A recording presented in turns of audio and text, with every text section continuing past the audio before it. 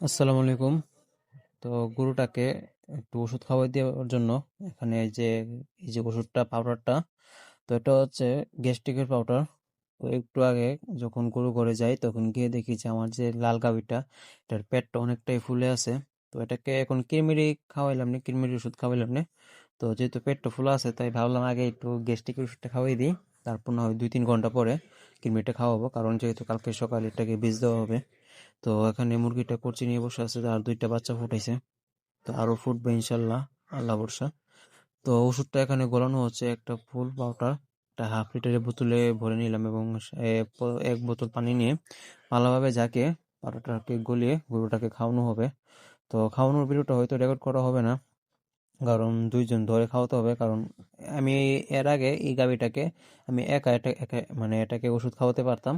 এটা কোনো জোর জবরদস্তি করতো না।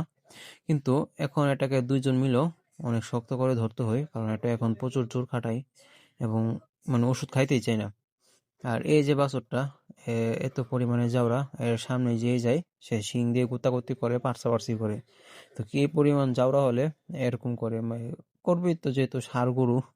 আর ষাঁড় গরু এগুলো না করলেও সুন্দর লাগে না, বা একটু মজা বা আনন্দ লাগে না।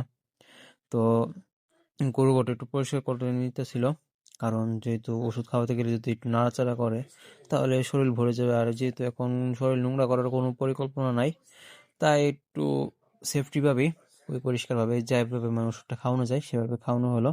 তো এখন ওষুধটা খাওয়াই দিয়ে আবার 10টা বা 10:30 বাজলে, রাত 10:30 বাজলে আবার এসে সামান্য একটু ভুসির সাথে এই যে কিরমিরি 3টা ট্যাবলেট, যেহেতু গাভীটার ওজন 3 মণ, তাই 3টা ট্যাবলেট গাভীটাকে খাওয়াই দিব। খাওয়াই দিলে শেষ, আজকের মতো আর কোনো কাজ নাই।